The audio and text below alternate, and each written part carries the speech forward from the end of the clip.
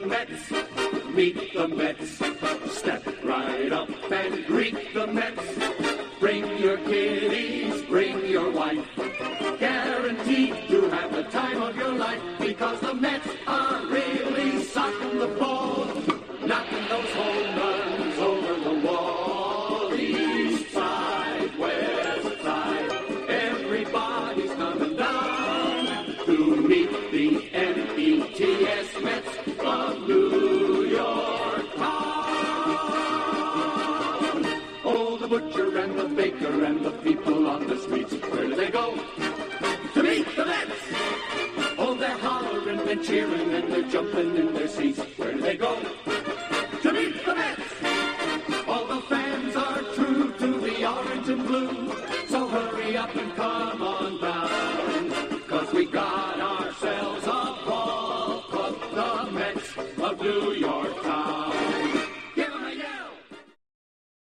Oh, you didn't know? Your ass better call somebody! The energy revealed. Brooklyn to Queens, reppin' both hoods. Rob and CP, keep it fire, misunderstood. Cheer 'em all loud, let the anthem flow. Mets fans unite at the pregame show. From city sand lights to the skyline greens, it's the heartbeat of Queens, the craziest dreams. Rob hype on the mic, CP's the fire spark. Together they ignite, voices like the park. Fans drift in jerseys, legacy bold. The Metropolitan story forever told. Turnstile spinning, the crowd floods the gates. This is family, no time for debates. Crack of the Batman, the roar never fades. Queens in the blood, it's how champions are made. Cheer 'em all loud, let the anthem flow. Mets fans unite at the pregame show. From city stand lights to the skyline gleams, it's the heartbeat of Queens, the craziest dreams. 7-line swagger, vibes electric and wild. Mets legacy golden since I was a child. Orange crushed skies, let the battle ignite. Ride for the home team till the last fight.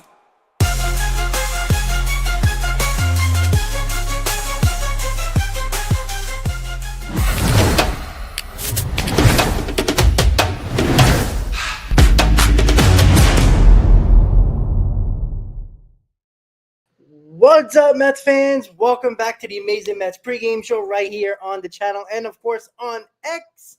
And New York Mets fans, how are we feeling today with the leader, the captain, Francisco Lindor, stepping up in probably the first real big game of the year and the first biggest test of the year against the Philadelphia Phillies? He says, you know what? 1 home run is cool, but 2 home runs is where it's at. And that's what Francisco Lindor did yesterday. Just an outstanding performance by Francisco Lindor. Was 2 for 3, 4 RBIs. Just an outstanding performance by Francisco Lindor. And there is no doubt, Francisco Lindor has had the best April as a New York Met. It's not even close. Like, this is something that Met fans weren't even asking for Francisco Lindor to be this good in April. They just wanted him to show some life. Well, he definitely showed more than life yesterday. And just over the last couple of weeks, he's been outstanding. He's been the spark plug for, it feels like the last week of games. The guy just comes through in the biggest moments. And this is why you trade for a guy like Francisco Lindor. I know it wasn't, it was exciting to Met fans because this was the first real move by Steve Cohen and his, regime. And it wasn't really some Met fans didn't like that they basically traded all their shortstops away for Francisco Lindor, knowing that he could possibly be a free agent when they traded for him. But my God, guys, this is why you trade for this guy. The guy has been clutch in the postseason. He's been that ever since he came up with Cleveland. It has been an outstanding stepping stone for Francisco Lindor. Only a few years ago, Met fans wondered if he was even meant for New York, if he can handle New York. And let's be honest, talk about embracing this guy and how he definitely can handle New York and the pressure of the big spotlight. He went above and beyond. He showed it in the playoffs last year. He's been showing it early in April this year. He had a little bit. I think he started 1 for 17 to start the season, but after that, he's been outstanding, and he's been one of the key points of why the Mets have been one of the best teams in baseball. And by the way, we are tied for the best record in baseball at 16-7 with the Dodgers and with the San Diego Padres. So the New York Mets are one of the best teams in baseball, and there is no doubt about that. And they're showing it. Even with the offense still not clicking on all cylinders, even with Juan Soto not being Juan Soto, even with, let's be honest, Brandon Nimmo not doing anything, Mark Vientos finally started to do anything before he had that groin injury. He hasn't really done anything. It's kind of been, almost a zero for center field, basically almost nothing at second base until Acuna has been turning it up over the last, I would say, week and a half. So we really haven't gotten nothing from second base for the most part of the year. Not much from center field. We already lost one of our center fielders. And it's been outstanding. Pete Alonso carried his team when Lindor was struggling. Juan Soto was subbing. Vientos was struggling. Nimmo was struggling. So Pete Alonso, let's be honest. If Pete Alonso goes for a little bit of an offer here, it's not going to be the end of the world because he carried his team for, about 15, 16 games of the season. And, Lindor is carrying his team right now. And listen, this is a sign of a really, really good team. Pete Alonso carried his team in the beginning, and there's no problem with him going through a little bit of a little slight, I'm not even calling it a struggle, a little bit of a downfall, a little bit, tiny. And then your next guy picks you up. And that's what you hope continues to happen. You always need one or two guys that picks up your team when the other guys are, going through it a little bit. And we couldn't ask for a better start for our New York Mets, especially if before the season started, I said Juan Soto would have the numbers he has. And, couple of home runs, still hasn't there. He has a low average. You would have been like, the Mets are in trouble. I think a lot of us would have believed that. But it's just the way this team has been playing. And listen, could we give credit to the pitching? Because that's another big reason why this team is 16-7, and they've been absolutely outstanding. Yesterday with Tyler McGill. Now, when it comes to Tyler McGill, Mendoza has managed Tyler McGill perfectly, 100% perfectly this season. In last year, just go back to last year when McGill was starting games, Mendoza would leave him in and let him implode, right? He would leave him in there a little bit too long, and either it would cost us some runs, it might even cost us the game. Mendoza is not playing that game this year, even though McGill has been outstanding. And yesterday was his best start. I think somebody said that in the chat, and I do agree with that. It was his best start. 10 strikeouts. The walks 4 a little high, but again, when you have 10 strikeouts and you only give up 1 hit and no runs, it's okay. It's really okay, especially with a lineup that had a red-hot Bryce Harper, a red-hot Kyle Schwarber, and Kyle Schwarber and Bryce Harper went 1 for 7 in this game. And that's how you beat this team. And again, we'll talk about later in the game with Edwin Diaz, because I think that should be a little bit of a concern when it comes to this team. Even though the bullpen has been great, Diaz has been not great, even though he got the save. I mean, he didn't deserve a save, but he got the save. He's been better than – I'm not going to say better. He's been on and off. It's just been – it's a struggle. Like, let's be honest. Every time Diaz comes in there, even though he has electric stuff, if he's wild, he's in trouble. But other than that, Tyler McGill has been absolutely outstanding. And the good news is Mendoza took him out at the exact right time, in my opinion. Now, I was very happy that Mendoza strutted them out there for the 6th inning. I was happy about that. I'm like, okay, all right, let's see. And again, as soon as he put somebody on, they went right to the bullpen. And you know what? Why not? The bullpen has been outstanding. Mendoza, again, what you want to avoid from McGill, because once he gets into that 5th inning, even into that 6th inning, that's when he can find himself in trouble. I think we can all agree with that, right? McGill can get into his own little world and start getting a little bit wild. And you saw it a little bit. He was kind of fracturing just a little bit. And again, if Mendoza would have kept him in there, I would have seen, all right, let's see. It was a 2-run lead at the time. all right, cool. Let's see what he can do. But Mendoza's not playing that game. He is not letting him get into that situation that has haunted Tyler McGill throughout his career. And again, that's credit to Mendoza. We'll see when there's really nobody to go to in the bullpen. If you use a lot of guys within a stretch of games and you just need that starter to go the extra inning, we'll see if he can do it. And you know what? There's no reason why you can't just leave him out there. Let's see what he can do. He's pitched well. But Mendoza has not let him get to that point yet. And again, that's credit to Mendoza knowing his player. And that is something that Mendoza has been great at since he's become the manager last year. He's gotten to know his players individually about their flaws, their weaknesses, and their strengths. And that is something that a lot of managers don't have. Let's be quite honest about that. And Mendoza seems to have that. He seems to get each individual guy with their strengths and weaknesses. And that's signs of a really damn good manager. And he took him out. Reed Garrett came in, got the last 2 outs in the 6th, shut it down. Phillies didn't score.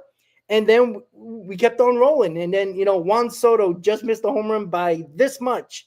And that place went absolutely nuts. And what a terrible job by the umpires, by the way. This is absolutely ridiculous. You can't miss that call. You can't. You can't have Juan Soto and everybody Juan Soto going around the bases, everybody going nuts, and then, foul ball. How can you miss that call? It was pretty obvious that. Now, I was shocked that it was as quick as a umpire review that I probably ever seen, that they came back and saying it was foul.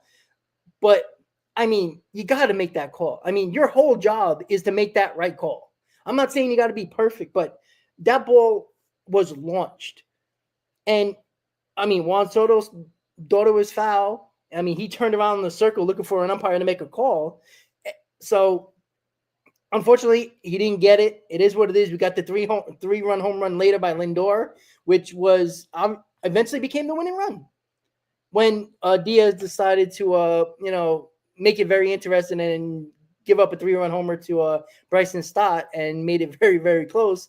But he took care of business with the 2 biggest guys in the lineup and won the game for the New York Mets and got the save. So overall, guys, this team is finding ways to win, right? If it's with the pitching one day, it's with clutch hitting the next day, it's with the bullpen one day. It's just been, hold my beer type of scenario. Like, don't worry, you're good. I got this. It just seems like that over the course of this season, the first 23 games of the season.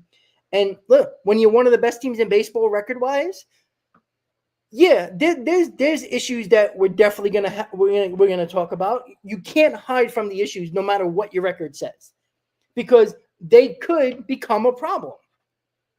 You're not always gonna get away with what happened yesterday. You're gonna lose those games at times. It's baseball. We all know that. But with the slight issues with this team, where you can say it's Diaz, where it's Juan Soto still not looking like Juan Soto, even though, look, that's why there's 9 guys on the team in the lineup, right? Somebody's got to step up, and I don't think anybody cares, and I hope not, how they win. It was a little scary yesterday. But after Diaz got the strikeout, and I don't know what the hell Harper was swinging at, but the hell with him, you got to just take the win and run with it. Because right now you got 2 opportunities to win a series. And you win another series, there you go, right? 2 out of 3 is what you want. We all said that. I saw you guys in the chat before I went live. That's what you guys got. You got to take one of these 2 games. Now, look, we all want to sweep, right? That would be beautiful. The Mets have been outstanding at home. Just outstanding. They've lost 1 game at home. Unfortunately, it was against the Marlins out of all teams. But it is what it is. It's all right. It happens. They've been outstanding at home. The fans have shown up. It was a party scene. It's been a party scene at Citi Field the whole season. It feels like playoff baseball at Citi Field every single day. Yesterday was a Monday right after Easter. And it wasn't 40,000 fans. It was right after Easter. So that's understandable. But there was a damn good, a better crowd than I thought was going to be there. I mean, there was probably close to 30,000 in that ballpark. And you usually know, if you've been to Citi Field before, you know when it's a pretty good crowd, when the left field above the wall in left field is packed. And then when you look at the left field landing, which is the second deck, and there's a good amount of people there. Now, you never really look at upper deck left field, because if you've been from like 5:27 until the end of left field, right where the bullpen is, going out to center field, you can't judge it on that because those seats are not very good. Now, if you're in a playoff game, you get in the ballpark, who cares? That's awesome, but it's not very good seats. So, but that's how you know it's a big crowd. You could see the field level is completely packed, which is another good sign. But you usually know from the left field level and the left field landing of the second deck at Citi Field. That's how you know it's a good crowd, when that's mostly full, and it was. So it's a great sign. And listen, I forgot who says it. I think it was Lindor that said it's like a 10th man having that, and it's absolutely true. Like, when was the last time the Mets had a home field advantage like this? You don't really talk about that much in baseball anymore. For the most part, you really don't. Doesn't seem like there's an advantage to that until you get into the playoffs, and hopefully that helps. But it's been a game changer. Like, I really think it's crazy how much, like, everybody's talking about it. Like, go on any radio station. If you listen to the Philly broadcast, they were talking about it yesterday. WFAN, I know, they've gone downhill for a while. I listen to it all the time because I'm at work most of the time, and I want to listen to sports radio. Why the hell not? What else am I going to listen to? And definitely not the bosses. But you hear WFAN talking about it. Even the Yankee fans that are obnoxious Yankee fans are talking about it. They can't keep our names out of their mouth. And that's how you know. When it irks them, they open their mouth about the New York Mets. And you know what? I don't care about the Yankees. I don't care about their fans. I was just bringing them up because they can't keep our Mets name out of their mouth. So it is crazy to think that as good as this team been, there's still another level to them to be better. And that's what's scary. I think that's what's exciting for Met fans. We know they haven't been great offensively. They've been averaging 4 runs a game. That's around the middle of the pack in baseball. Everybody expects you should be probably top 5 or 6 in baseball with runs scored. Yeah, right, exactly. Rent free in the heads, 100% with that. So, that's the thing. That's why it's so exciting, because we know there's another level to this offense. And if they can if they start hitting the way we all believe they can hit and score around 5+ runs per game, let's say between 5 and 6 runs per game, with the way they've been pitching, and who knows if it's going to last? We just don't know. It looks good right now. It kind of doesn't make sense, to be quite honest with you. I mean, who would think Griffin Cannon and Tyler McGill, those two guys as just pitchers are actually this good? Griffin Cannon was one of the worst pitchers in baseball that started every 5th day and had 170+ innings. Like, this guy has been really good. Like, not great, but again, he was supposed to be your 4th or 5th starter. So him getting pushed up in the rotation, it is what it is. You have injuries, you got to deal with it. We don't have Sean Manaea. We don't have Frankie Montas. Those were the two basically bigger signings of the offseason for our rotation. And Griffin Cannon has been a big part of this rotation since day one. So it is amazing to me that the starting pitching, I think a lot of us thought the bullpen was going to be good. This good? Maybe. But the starting pitching, I still think is more of a shock. Now, we give all the credit to David Stearns, the pitching lab, even Jeremy Hefner. I know a lot of Mets fans wanted Jeremy Hefner. He survived 3 different, changes of managers, GMs, and all that, and still was able to keep his job. And some Mets fans questioned it. You got to give credit to Jeremy Hefner as well, not just the pitching lab. And, kudos to him. And look, David Stearns, Steve Cohen, they believed in Jeremy Hefner. They believe in his pitching lab. And listen, through 23 games and last year, And if this continues throughout the year with the pitching, now I don't know if they're going to be as good as this. They might, hit a bump in the road every now and then because, again, it is baseball. If this happens for 2 years straight, it's kind of hard to question David Stern's priority and the way he puts together a rotation, regardless of the names, because the Lab and Hefner combined has just been outstanding. It's just incredible. Like, I don't know what else to say. And I think I'm sorry, guys, I'm trying to run the chat down. Let's see. Hold on, guys. You guys are typing like crazy. I love it. Let me say what up to everybody in the chat. Explosive, Dolph Met, Madeline, Ray, Brad, Redman, Juan, excuse me, Rock, Joel. I know we got more guys here. We got Oliver, Dolo, Paula. Who else we got here? I know Stanley. There we go. I know you're seeing Paula again. I think I said that. David, all you guys. I love it, guys. I love it, guys. Keep it coming. We got, I don't want to miss anybody. We got Sanders. We got Mike, Buster. Come on. I know we got somebody else in here. I seen it. We got Steven. I said that. Just going through the list, guys. Maya Holy, what's up? Charlie.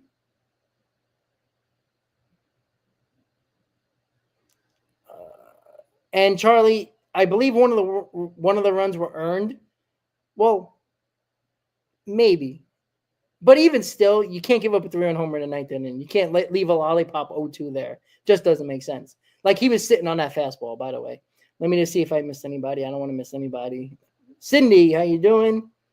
Here we go. I think we got everybody. I'm almost done, guys. I'm just scrolling through the chat and make sure I got everybody. Easy. Of course, Easy. And Rels is here as well.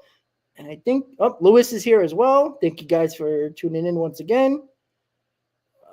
Keith is here as well. There we go. We got John in here as well. You guys are awesome. And Spin Max. What's up, guys? All right. And Adorable. There we go. We got everybody. We like that. Adorable. Do I feel differently about Holmes now? Not yet. I mean, he pitched really well his last time out, last 2 starts for the most part. But again, it's not about the stuff. Like, he has good stuff, right? The stamina is going to take time. You're getting through deeper part of the game and, trying to get through it, a 25, 30 pitch inning. That is not easy for pitchers. He is a transitional, he's going through a transition right now. He's been a bullpen arm for 6 years out of his 7-year career. So it is a transition. I still believe at some point Klay Holmes is going to end up in the bullpen. I just believe that. I only because I just feel like, are the Mets going to throw McGill back in the minors when Montas and Minaya come back? Because then you got 7 guys in a rotation. So I think Holmes is going to. Well, Joe, that's the issue that I have. And again, Klay Holmes, I don't think he's going to be Seth Lugo or Michael King. Now, if he is, wonderful. I mean, we'll all take that. But if he's an average pitcher, and right now he's been slightly above average. And again, it's not more the X for. I completely understand that the fact that he's transitioning. We're just very fortunate that the pitching has been so good that Klay Holmes can kind of go on the back burner a little bit and transition without everybody being down his throat, including myself. I'm not keeping myself out of that by any means, right? I still don't believe that Klay Holmes is going to be as good as the Mets believe that he's going to be. He has the stuff to do so. Again, we don't know, when he gets to that 100 pitch mark or even, the 100 inning mark or even 80, innings point in the season and see what he can do. Because that's when, again, we've seen Minaya break down. It took to the playoffs, but he broke down. Luis Severino kind of broke down a little bit. A couple of our pitchers broke down because they haven't thrown that many innings. You can't expect guys like Klay Holmes to get past that highest innings limit of his career and expect him to continue to be good. Now, if he is, great, but it's hard to think that they can continue this once they get to that innings point and beyond. because that's when you're really going to need those guys. When you get to the dog days of summer in August, September, October, that's when you get into the innings limit where some of them never been before. And you hope they can hold up, but there's no proof of them because there's no evidence of them doing that. You don't know. We all hope they can. But again, I just hope, look, at this point, Klay Holmes isn't, when you get the opening day start and he pitched really well in spring training, he hasn't been that good since spring training. He's been fine. And he's been getting a little deeper into ball games, what we need. But I still feel like once he gets to that fourth, fifth inning, you could see that it seems like he's trying to rear back with all the energy he has left. And that's understandable. Like, I understand that.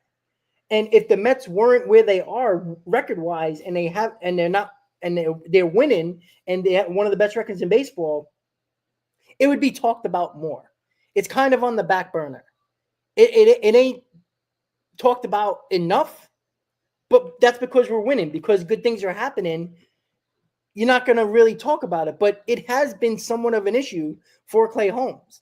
Like, you can see that he struggles once he gets past that fourth inning. You could see that he's looking for all the energy he has left. His last outing, when he finally got out of that inning, and he had his longest start of the year, or I think it was last start before, and he got out of the inning and he punched his glove because he knew how important that was.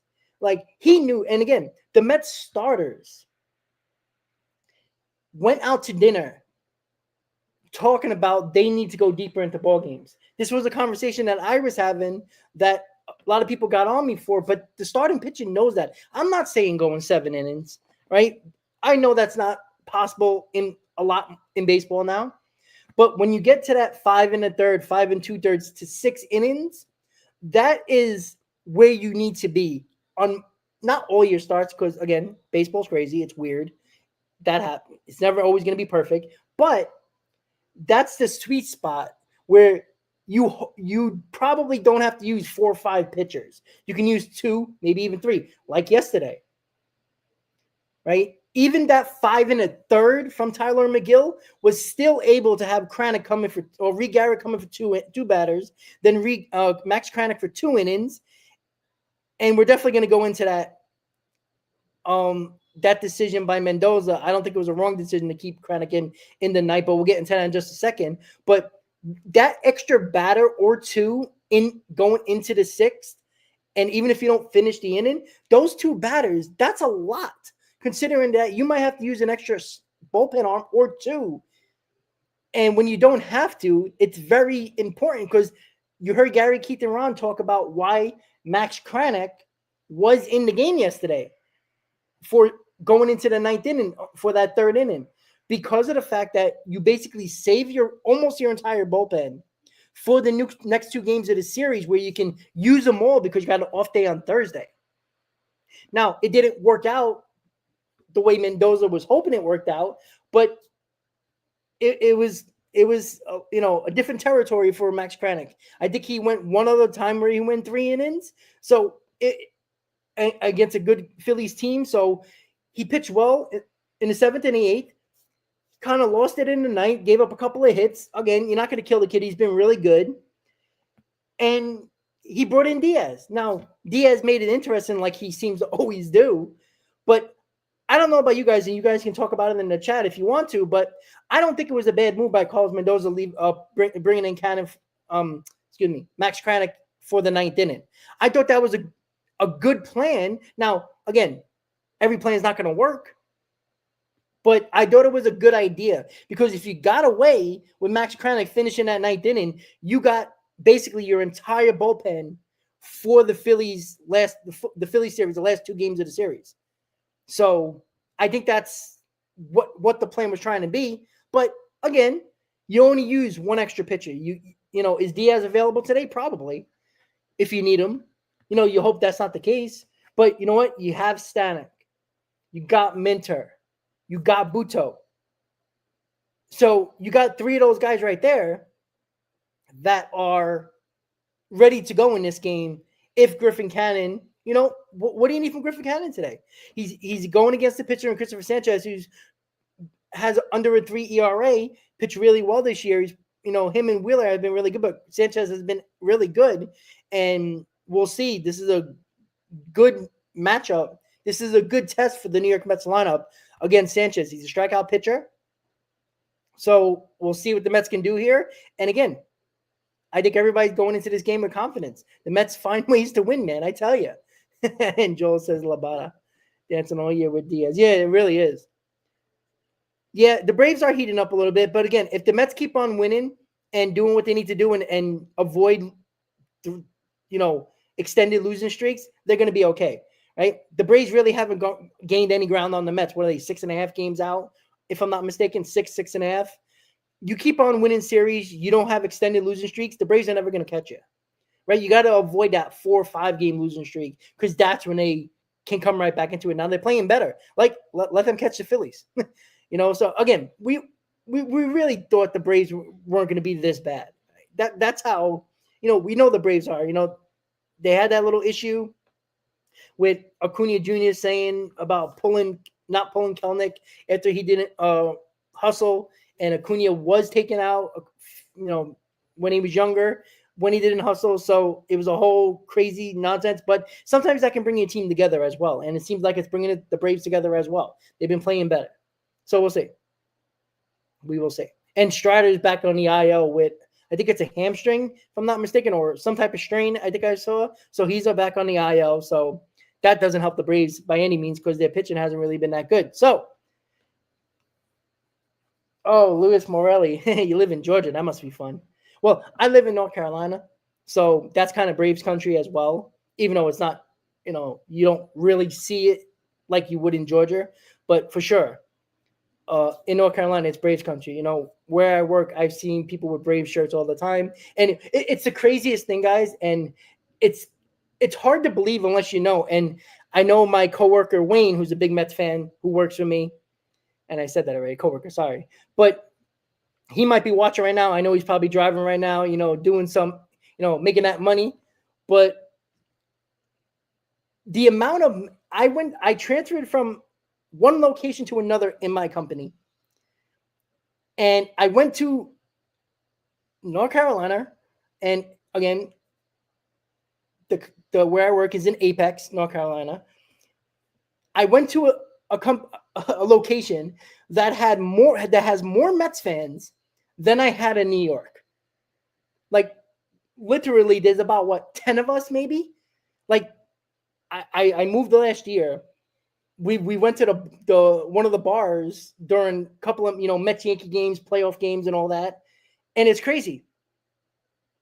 Like, it's insane. Like, how can I move from New York to North Carolina and pick the one warehouse and location that actually has a ton of Mets fans? Like, it's crazy. Like, even my general manager of the location is a Mets fan. Like, how ironic. And a lot of them are from Jersey and New York, so that kind of makes sense. But to find the actual location of more Mets fans is insane. Yeah, Mets fans in Texas. I was just there. I seen a ton of them.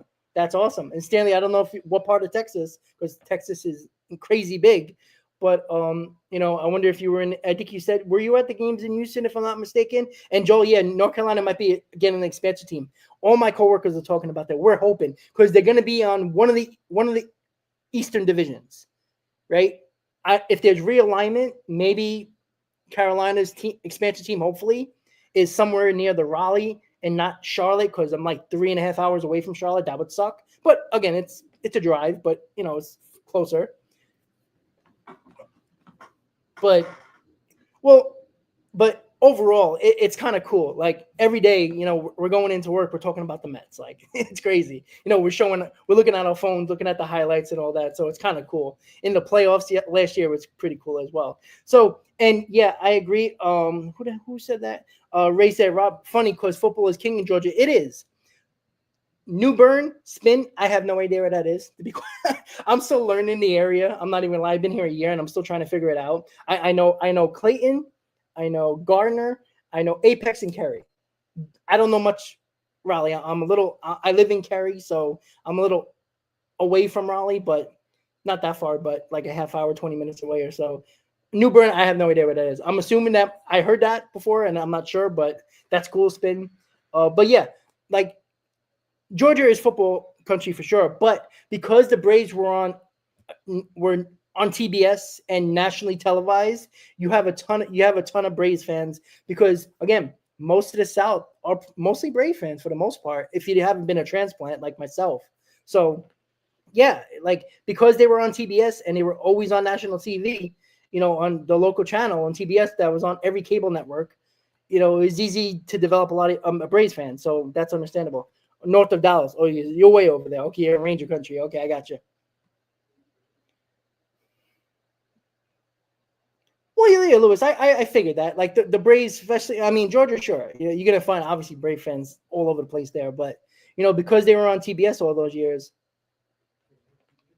they were gonna, they're always on TV all the time. I mean, I seen the Braves on TV all the time, especially when I was younger, and that was when they had Maddox and Glav and Smoltz and the Chipper and Andrew Jones and all those guys and Brian Jordan. And I'm not trying to bring back terrible memories, but that's how I watched a lot of Brave games because they were on TV like that. Charleston, is that Charleston, North Carolina? Right, that's where that is. I think is that Charleston? Is that South Carolina? Again, I'm still learning, guys. This area for sure. I've been in a bubble for the most part, except seeing my family in the Clayton Garner area and where I am now, Cary and Apex. So it's cool that I like to see where everybody's from. That I haven't known where they're from before. That's cool. It is South Carolina. Okay, I thought so. I did have a coworker that moved to Charleston. So I didn't realize, okay, that is cool.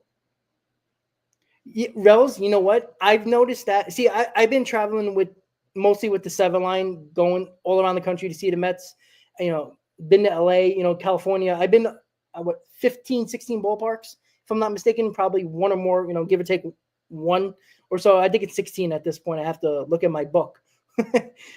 But my little my map of baseball stadiums. But yeah, I've noticed that. Like, I used to go to games, I would say mid-2000s, maybe 2010, 2011. I know the Mets weren't great, but, you would go to Philadelphia, you would get your Met fans, right? Obviously, it's right up the turnpike, not a big deal.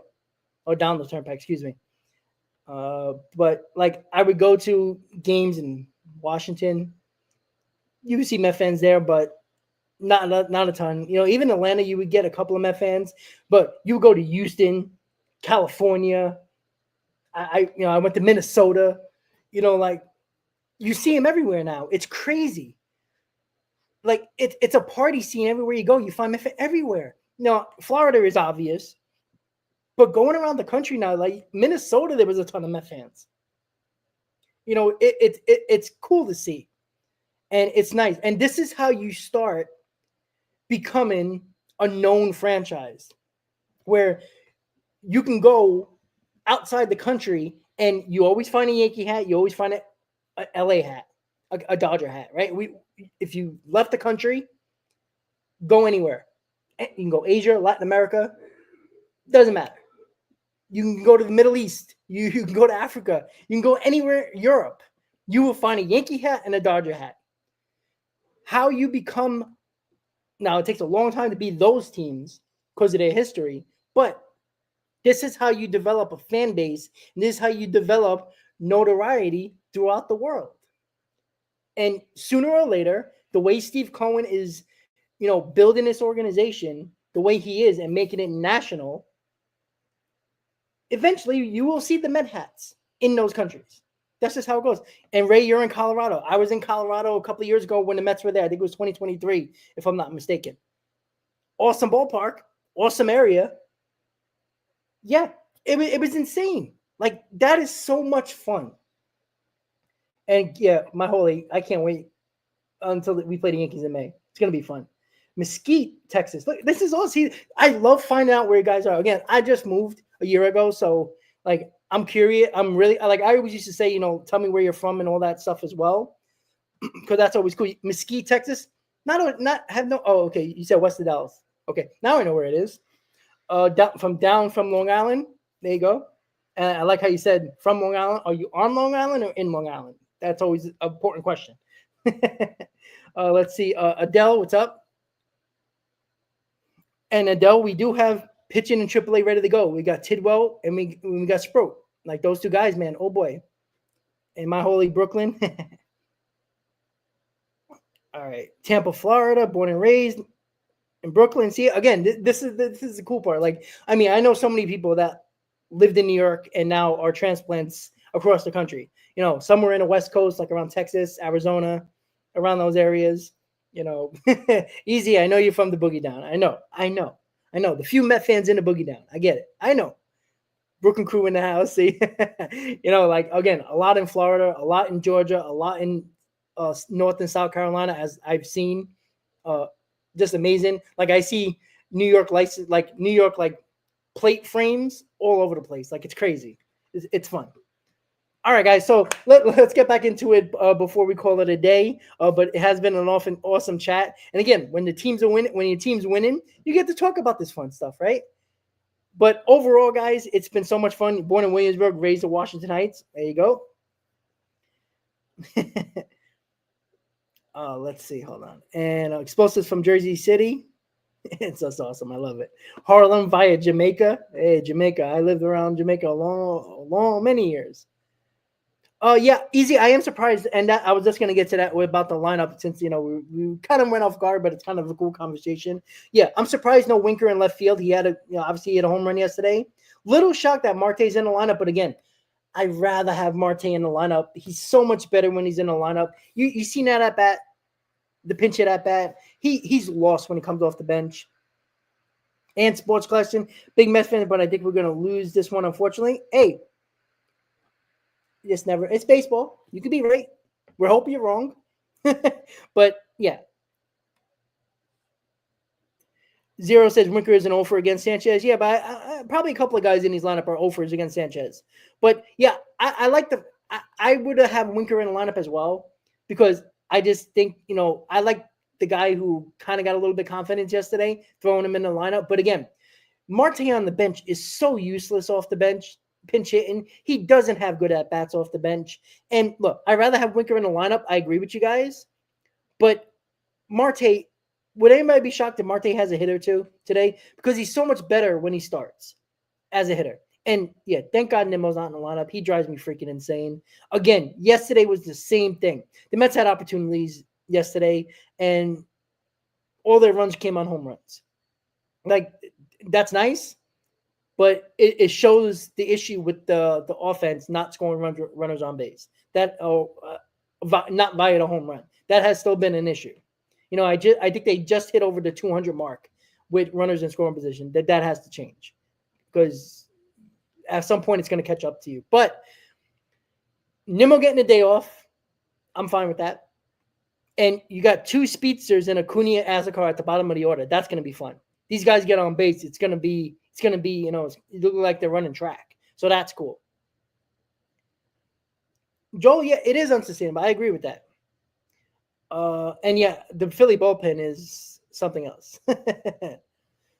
Marie says, born and raised in Patterson, New Jersey, now in Jacksonville, Florida. See, it's I love it. It's great. It's great, guys. I love it. Keep it coming. Yeah, Charlie, he was last year, but he also played a little bit. You know what I'm saying? Like, he was still in that kind of platoon role. Like, right now, he doesn't play the outfield. You know, he's just a DH at this point. So he's getting sporadic playing time. Last year, he was getting more starts. So his bat was a little bit more lukewarm and kind of ready to go. Off the bench, he just coming out cold. He just doesn't look good. But overall, guys, it's a lot of fun. But let's talk about this lineup before we call it a day. We got Lindor, Soto, Alonso, and now Vientos back in the cleanup spot. So this is your typical number 4. Marte batting 5th, Terens batting 6th, Taylor batting 7th, Acuna batting 8th, and Azekar batting 9th, playing left field. That is your lineup. The Phillies have the same lineup as yesterday, so nothing shocking there. Again, Harper and Schwarber were hot going into this game yesterday. They're not hot anymore at this point. But again, they're a dangerous lineup. You could see how fast it can turn around. They scored 4 runs in a blink of an eye. Got to be careful. Don't let him get any confidence. And of course, salute to CP. I know he's traveling right now, so he's in for it. I know we would love to be here right now. Spamming those W's, of course. There will be a post game today, guys. I do work, but we're doing a post game today. The hell with that. We're doing a post game today. We're gonna figure it out for sure. It might be a quick post game, but there will be a post game. I promise you that, guys. Even if it's 25 minutes, it's a post game. So, and then tomorrow there will be a pre and post as well. So, all around, guys, this lineup without Nimmo, giving Nimmo a day off, I do like that. Again, Mendoza just has the pulse of this team just so well, 100% so well. But Marte getting the start over Winker. That is interesting. I was a little shocked by that. But again, I'd rather have Winker come off the bench to get a big hit than Marte, because I think Winker could do that better than Marte. And that might be the strategy here. You might get a little bit of offense from Marte because he starts and he's better that way. And Winker can come off the bench if a tougher righty comes in, and you probably will partner with Winker for Marte. Terrence, what can we say? Anything wrong with Terrence? He's been outstanding. Tyron Taylor has been, on and off, but again, he's just starting center fielder at this point. Luisano Acuna is basically the starter at second base now, so he's getting the start again. And again, I like the Azagar Acuna 8 and 9. I mean, two speedsters in the lineup. 8 and 9 is going to be fun. These guys get on base. I hope they do, because it's going to be a lot of fun to actually look at for sure. But overall, we can actually see. And who's being negative, Rose? I haven't even been negative today. Like, I don't even know what you're talking about. I mean, are you talking about me? You probably are. Easy, I agree. I do agree. And all I said is that Marte doesn't hit well coming off the bench. He just doesn't. He's he's in the game more, so to speak, in his head. So overall, Marte's better. Kuna Matata, I like that. It's fun. It's fun to say that as well. But yeah, I do agree with that with Marte. Marte is just not going off the bench. Like, that's it. And again, Nimmo looks like he needs a day off. I think I don't know what's wrong with Nimmo. I don't know. Colorado still want Nimmo. I mean, I don't want to go that far, Brad, but Nimmo's tough to watch. Like, yesterday was just unbearable to watch with Nimmo. He was just frustrated. Let's see. Hold on, guys. Let's hope Swag, if he does pick off where he left off again, first start since the groin injury. Hopefully he keeps on going. He was starting to get there. You've seen he's starting to get red hot, hitting those 2 home runs back-to-back days. Nice to see. Hopefully the injury didn't stop that momentum. We'll see. Again, if Vientos starts going, man, you got, 1, 2, and 3. Even though it's Soto not doing very much, Alonso, taking a little step back. But again, he's carried the team for 3 weeks now, so not going to go crazy with him. But if you can get this 1 through 4 going together, man, oh man. And you know what? Soto's getting better at bats. Like, I know he just missed a home run yesterday, and I think he needs one of those big home runs, not just a double in the gap, driving in 2. That's a good sign of him coming out of a slump, because he's hitting the ball the other way with authority. But I think he needs that big Citi Field moment, and it almost happened yesterday.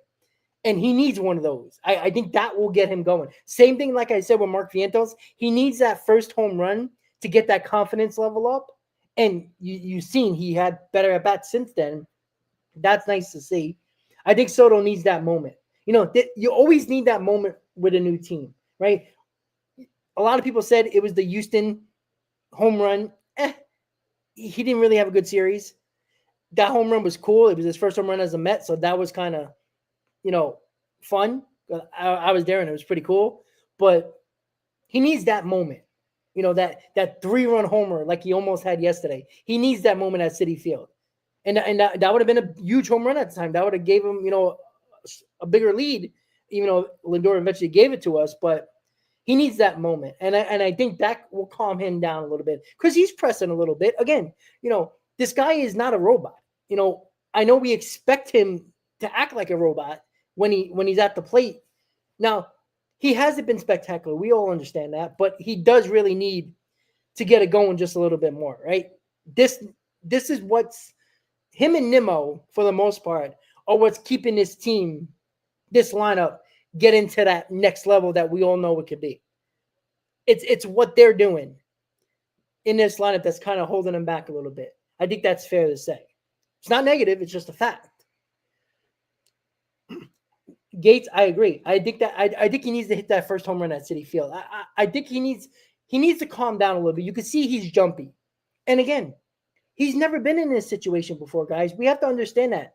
It's his first big payday, big contract, obviously, finally a free agent, but it's his first big contract with another new team. He's been on 4 teams in 6 years. 7 years. Like, that is huge. Well, Rels, I looked down at the comment. You didn't say a name, so I don't know. So just ask it. I'm not getting on you. I'm just asking. But overall, he's been on 4 teams in going on 7 years. So it's a transition. This is his first time on a new team with a big contract. I don't care who you are. It takes time to adjust. And I think he needs that big Citi Field home run. It could be the first inning home run. It could be that, get the Mets out to a lead early in the game. Like Lindor's been doing. You need that Juan Soto bomb. That would be nice. But overall, the Mets have been playing extremely well. You got Griffin Cannon on the mound. Again, he's been very solid. This is the best lineup he's faced. There's no doubt about that. Let's see what he does on the mound today. He's going to have the fan base behind him. It's going to get more crowded by the day. Again, it was a really nice crowd on a Monday. It was a party scene there. Again, I think it was just under 30,000 for the game yesterday. It'll probably be either just that or a little bit more. I think the weather's very nice in New York. I think I saw 79 degrees with no rain. That's great weather to sit for a baseball game. I wish I was there, to be quite honest with you. But let's go. Let's get the W and let's get another series win and get to 9 games over 500, right? That would be nice. Get 10. I'm sorry, to get to 10 games over 500. 11, 12. Keep adding those bad boys up. We win today. We're talking about a sweep of those goddamn Phillies. And that's what we got to do. Starts with a win today. We started it off good yesterday. We got 2 opportunities to win another series, and just keep on winning series. You keep on winning series, the Mets are on pace for over 100 wins. Like, that's what they're on pace for. Keep on winning. Avoid the extended 3-4 game losing streak, and you're on your way to a postseason. Very early in the season. It's only the middle, almost the end of April, but the Mets have had an outstanding couple of weeks. 16-7, tied for the best record in baseball. Let's beat those damn Phillies, guys. I will see you on the postgame tonight. It's going to be a quick postgame, but postgame nonetheless, guys. Hopefully we're talking about a Mets win, and what we're going to do, guys, we're going to spam those W's for our boy Chris, who is not here and won't be available on the postgame, but he's traveling right now, and he's going to watch and listen for sure, guys. With that said, guys, I will see you later tonight, hopefully talking about a Mets win. Griffin Cannon, Christopher Sanchez on the mound. I'll see you later tonight, guys. Let's go Mets, and enjoy the game, guys. Have a good night.